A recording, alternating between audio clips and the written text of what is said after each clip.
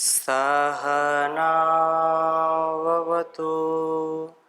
सहनौ भुनक्तु सह वीर्यं करवावहै तेजस्विनावधीतमस्तु मा विद्विषावहै। ओम शांति शांति शांति। वैदिक जीवन पद्धति की इस कक्षा में आपका हार्दिक स्वागत है, अभिनंदन है। हम चर्चा कर रहे हैं देव यज्ञ के बाद पितृयज्ञ की, और पितृयज्ञ के विषय में भी काफ़ी चर्चा हुई है। कैसे कैसे संतानें पितृयज्ञ का सामर्थ्य अर्जित करके अपने माता पिता, अपने बड़े बुजुर्गों को तृप्त करते हैं, श्रद्धा के साथ उनकी सेवा करते हैं, जिससे उनका निरंतरता के साथ स्वास्थ्य, समृद्धि, यश, कीर्ति सतत बढ़ती जाती है, उनकी प्रसिद्धि बढ़ती जाती है। ऐसे माता पिता धन्य हैं जो अपने ऋषि ऋण को, पितृ ऋण को, देव ऋण को जो सदा ध्यान में रख करके अपने कर्मों को करते हैं, कि हमारे जीवन में उन माता पिता की, उन बड़े बुजुर्गों की जो त्याग, जो तपस्या लगी हुई है, जो प्रतिष्ठा हमारे साथ जुड़ी हुई है, वो कभी भी खंडित ना हो, कभी भी उसका ह्रास ना हो, कभी भी वो हताशा, निराशा उनके अंदर नहीं आने पाती है, जो अपने से बड़ों का सदा सम्मान करते हैं। तो पितृयज्ञ के विषय में मैं आगे और चर्चा कर रहा हूं। माता पिता जब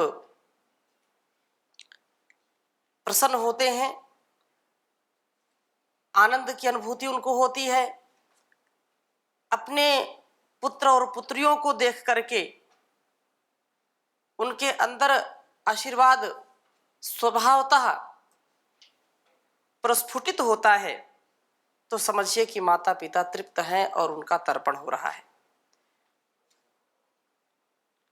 पिछली कक्षा में हमने चर्चा किया था कि अर्थागमो नित्यमरो गीता चा प्रिया च भार्या प्रियवादिनी च वश्यश्च पुत्रोर्थकरी च विद्या षड्जीवलोकस्य सुखानि राजन्। 6 प्रकार के सुखों की चर्चा की थी।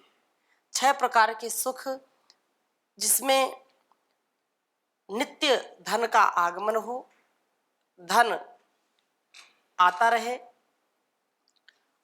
आरोग्य की प्राप्ति होती रहे, आरोग्य का लाभ मिलता रहे, दूसरा सुख है ये। और तीसरा सुख है प्रियतमा और मधुर भाषणी जो पत्नी है, मधुरभाषी पति भी, तथा आज्ञाकारी सुत जो पुत्र है, जो श्राद्ध और तर्पण करता है, उसका वश्य अर्थात माता पिता के अनुकूल उसका आचरण होना चाहिए, और धन का लाभ कराने वाली विद्या होनी चाहिए। 6 गुण या 6 संसार के सुख हैं। इससे व्यक्ति सुखी होता है, और इसके विपरीत यदि कोई आचरण करता है तो वो दुखी करने वाला है। माता पिता जो नित्य आरोग्यता में रहते हैं, उनके पीछे ऐसे आप अधिकांश घरों को देखेंगे, अधिकांश परिवारों को देखेंगे, जिनके पुत्र पुत्रियां, जिनके संतानें सुव्यवस्थित हैं, सुसंस्कारित हैं, अच्छे जीवन जीने वाले हैं, उनके माता पिता सदा निरोगी रहते हैं और प्रसन्न रहते हैं। अपवाद में हो सकते हैं, अनेक कारण होते हैं रोगी होने के, लेकिन अधिकांश जिनके माता पिता या जिनके पुत्र पुत्रियां एक दूसरे का सम्मान करते हैं, अर्थात परस्परता युक्त जीवन जीते हैं, वो परिवार सदा प्रसन्न रहते हैं। और नहीं तो कितना भी धन धान्य हो घर के अंदर, माता पिता दुखी हैं। और ये आप इस पर विचार कर लीजिए, इसको और देख लीजिए अपने पास पड़ोस में, गांव घर में, शहर में, जिनके पुत्र आज्ञा पालक नहीं होते हैं, जिनके पुत्र वश में नहीं होते हैं, वे अक्सर मन के रोगी हो जाते हैं, तन के रोगी हो जाते हैं। तो तन और मन का रोगी व्यक्ति कभी भी सुख की प्राप्ति करेगा क्या? नहीं कर सकता है। उसको कितनी भी घी की तली चीजें खिलाओ, कितने भी सुख पूर्वक कुछ भी आप कराइए, लेकिन माता पिता यदि पुत्रों से असंतुष्ट हैं तो वो कभी भी निरोगी नहीं रह सकते, उनका रोग सदा बढ़ता जाता है। इसलिए पुत्र का वश्य में होना आवश्यक है। कुछ इसको गलत अर्थ में ना ले जाए, इसलिए और स्पष्ट करना चाहूंगा। वश्य का तात्पर्य इसको कदापि ऐसा नहीं लेना चाहिए कि वो वश में है और कुछ भी माता पिता कुछ भी आज्ञा करे और वो करता जाए, ऐसा नहीं। वश्य का तात्पर्य यह है कि जो कुल वंश की मर्यादा का ध्यान रखता है। वश्य का तात्पर्य यह है कि जो अपने पुत्र धर्म का कभी अतिक्रमण नहीं करता है। पुत्र है तो पुत्र का सुपुत्र बनता है, कुपुत्र कभी नहीं बनता है। जो कुल को कभी कलंकित नहीं करता है, ऐसा वश्य है। ऐसा जो पुत्र है वो बहुत ही धन्य परिवार है जिनकी ऐसी संतानें हैं। और बहुत ही सुंदर बात एक और कही है, को धन्यो बहु भी पुत्र ही कुशूला पूर्णाढक ही वर में का कुलालंबी यत्र विश्रूयते पिता। बहुत सुंदर श्लोक है, इसको आप लिख लीजिए। कहा को धन्यो बहु भी पुत्र ही,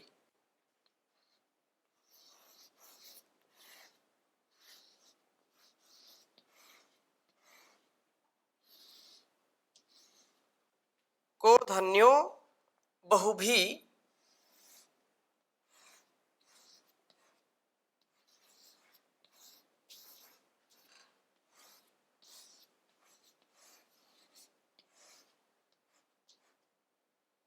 बहु भी पुत्र ही।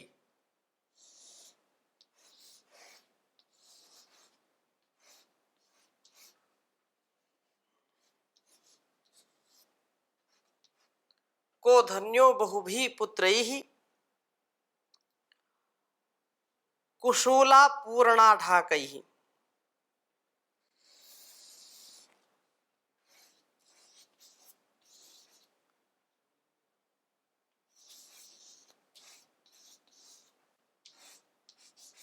कुशूला कुशूला पूर्णाढक ही।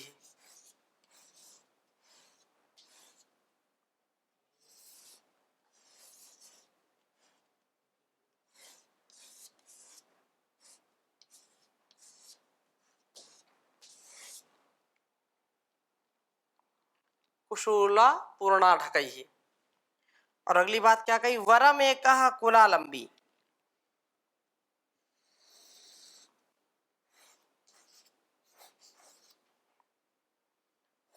वरम एक कुलालंबी।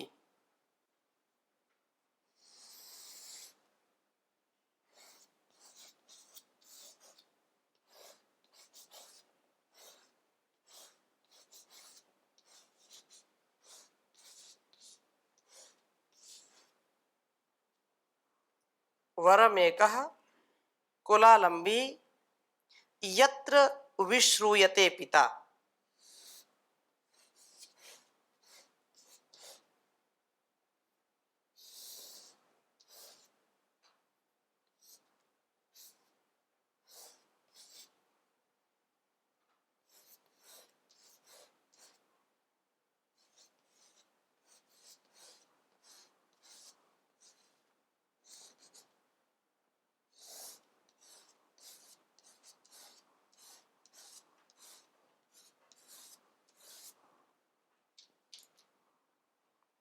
उच्चारण करेंगे।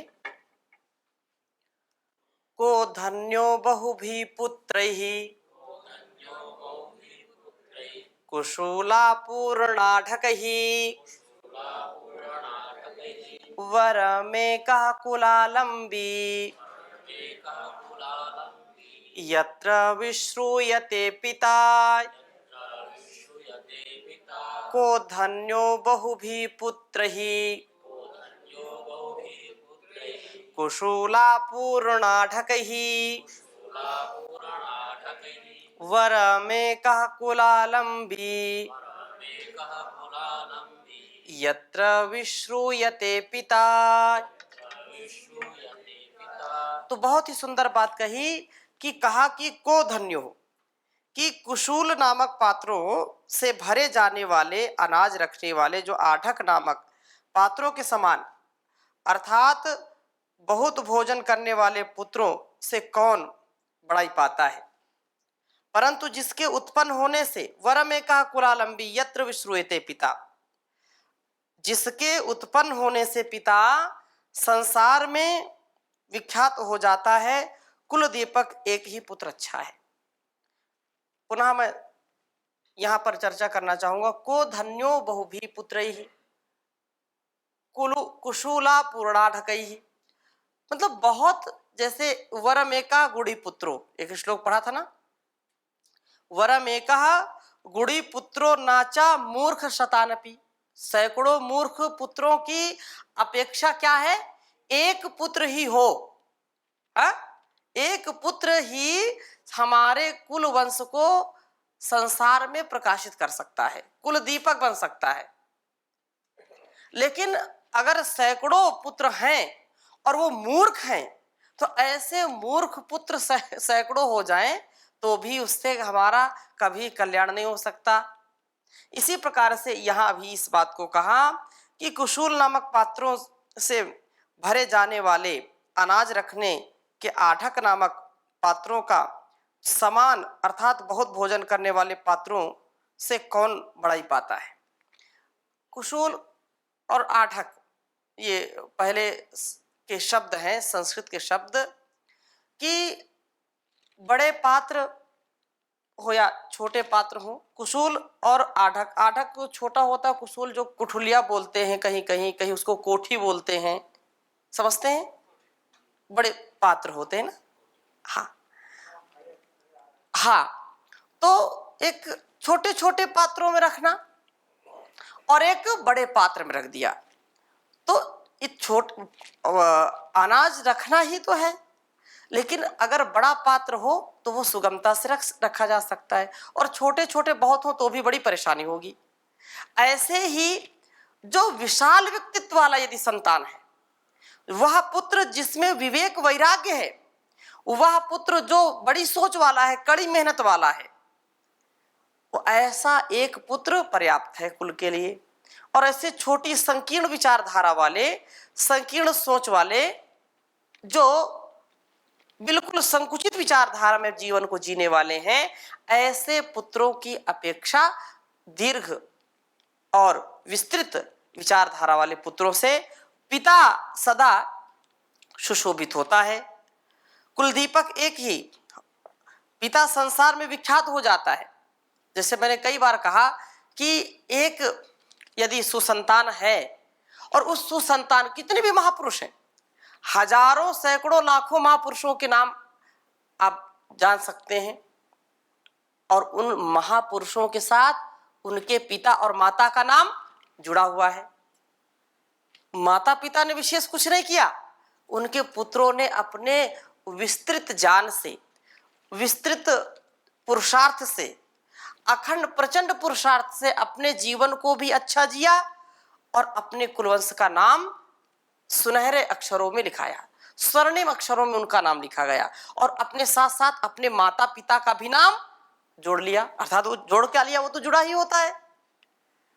और सैकड़ों पुत्र हो जाएं और नाम ना हो, यश कीर्ति ना हो, तो ऐसे पुत्र से क्या लाभ। तो बहुत सुंदर बात यहाँ पर कही, इसलिए कि कुलदीपक एक ही पुत्र सारे संसार में परिवार को, माता पिता को प्रकाशित कर देता है, गौरव बढ़ा देता है। लेकिन हजारों की संख्या में या सैकड़ों की संख्या में यदि पुत्र हो और वो मूर्ख हो तो कभी भी उनका नाम यश नहीं होता है। और यस्य कस्य प्रसूतोपि गुणवान पूज्यते नरः धनुर्वश विशुद्धोपि निर्गुणः किम करिष्यति। किसी से भी उत्पन्न हुआ हो किंतु गुणवान होने से प्रतिष्ठा पाता है। जैसे अच्छे बांस का बना हुआ भी धनुष गुण और अर्थात डोरी के बिना क्या कर सकता है। माता पिता अच्छे हैं लेकिन उनकी संतानें अच्छी नहीं है, वह कभी भी अपने मातृ पितृ धर्म को निभाते हुए भी अपने कुल वंश को बचा नहीं सकता। बचा पाएगा? नहीं बचा पाएगा।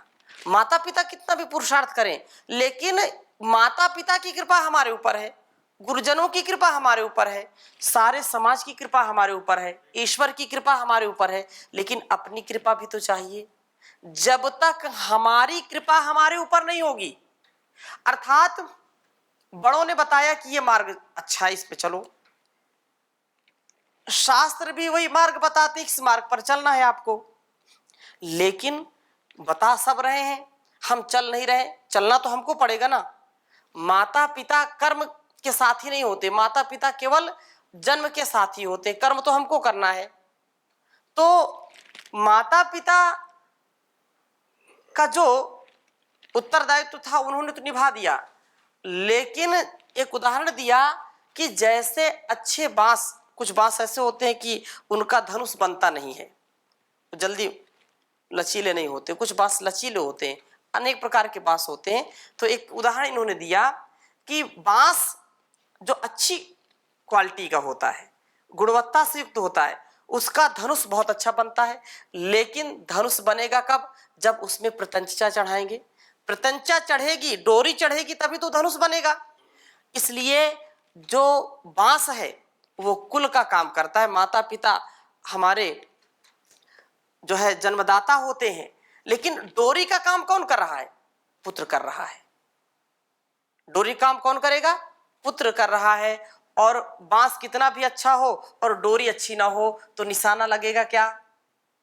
निशाना नहीं लगेगा, प्रत्यंचा नहीं चढ़ेगी और उससे हानि हो जाएगी। इसलिए बहुत अपने जीवन को विशेष बनाना चाहिए, जिससे हमारा जीवन बहुत ही श्रेष्ठ और ज्येष्ठ हो। माता पिता, क्योंकि कहा, जैसे मैंने पहले भी चर्चा की थी कि मातृ देवो भव, माता क्या है? देवता है। माता देवता के समान है और वह देवता जो हमको जीवन देती है, हमको पालती पोसती है। तो आज हम और कुछ चर्चा आगे बढ़ाएंगे। पितृयज्ञ में माता पिता, मातामही या पितामही, पितामही, पितामह दादा दादी, नाना नानी, तो नाना नानी तो माता जी के कुल उधर हो गए, और जो दादा दादी हैं वो पिता के कुल के हो गए। तो भी हमारे लिए सबका आशीर्वाद अपेक्षित है। हम यदि आशीर्वाद से अपने जीवन को अच्छा बना पाएंगे तो जीवन बहुत श्रेष्ठ बनेगा। माता के विषय में कुछ अलग अलग संदर्भों में मैं चर्चा करूंगा, क्योंकि माता निर्माता भवती, माँ क्या होती है? निर्मात्री होती है। माँ के संबंध में बहुत ही सुंदर बात अलग अलग हमारे लौकिक साहित्य में भी और वैदिक साहित्य में भी बहुत मिलते हैं। तो ये सूक्तियाँ हैं आपके समक्ष मैं लिख रहा हूँ, इनको आप लिख लीजिए। जैसे कहा कि पूत जो है, पूत कुपूत हो जाता है, लेकिन माता कभी कुमाता नहीं होती है। पूत कुपूत सुने हैं पर ना माता सुनी कुमाता, सब पे करुणा बरसाने वाली। ये अनेक जो है गीत, अनेक संगीत के माध्यम से माँ का महिमा मंडन किया जाता है, और ये बात सत्य है। मैं कुछ कतिपय आपके सामने छोटे छोटे वाक्य रखूंगा। सूक्तियां रखूंगा। तो कहा कि का नाम माता,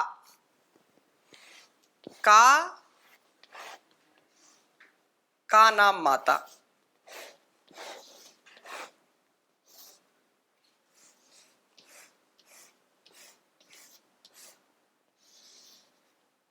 का नाम माता, पुत्र कस्य अपराधम न मर्ष्यति।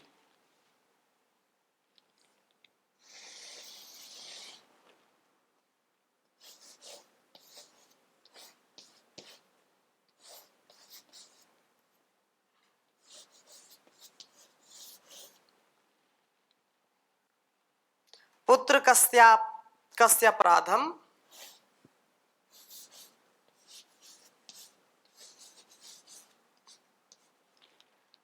न मर्ष्यति।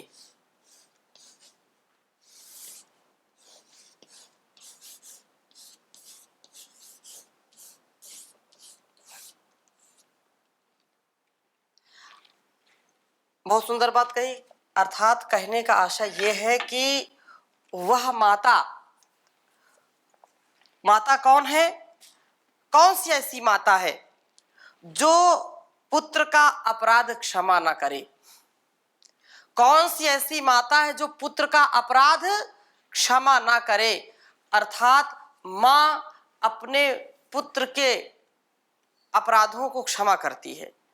जैसे धरती मां धैर्य से परिपूर्ण है, वैसे प्रत्येक पुत्र या पुत्री की जो मां होती है वो सदा उनको क्षमा ही करती है।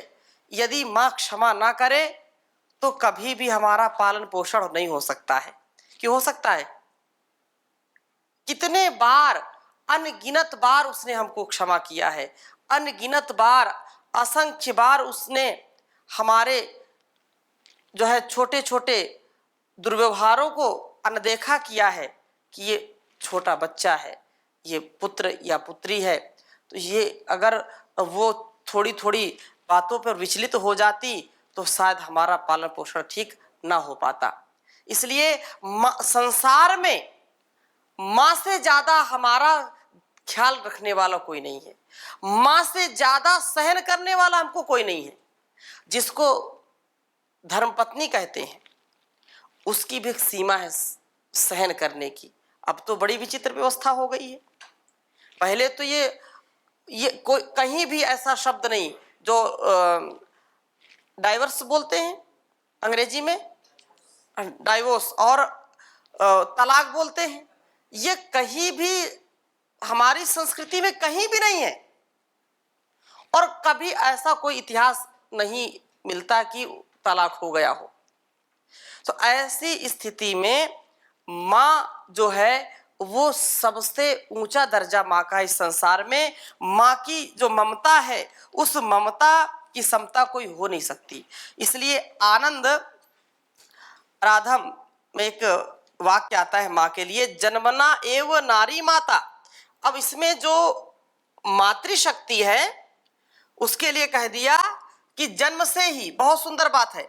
और यहाँ पतंजलि योग पीठ में परम पूज्य स्वामी जी महाराज, परम पूज्य आचार्य श्री, परम पूज्य गुरु जी सहित यत्र नार्यस्तु पूजन्ते रमन्ते तत्र देवता की जो संकल्पना है, जो उद्घोष है ऋषियों का, वो यहाँ पर आपको देखने को मिलेगा पतंजलि योग पीठ में।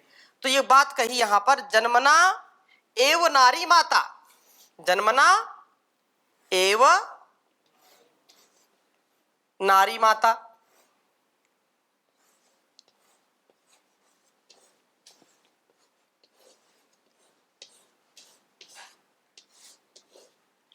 ये कहा कि जन्मना एव नारी माता।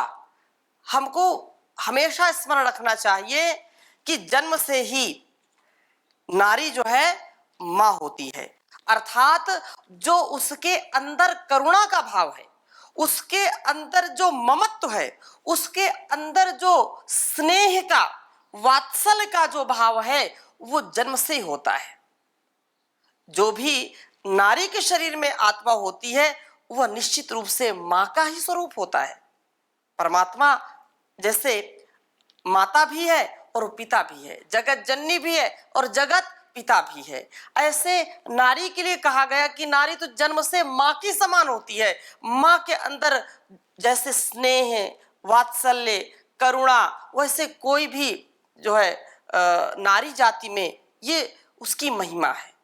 उसका गुणगान वेदों ने भी किया है, लौकिक साहित्य में भी किया है। कुछ कालखंड बीच में ऐसा आया जहां पर ये विपरीत स्थिति हो गई। अस्तु, इसकी चर्चा और आगे हम करेंगे, अभी यहीं पर विराम देते हैं।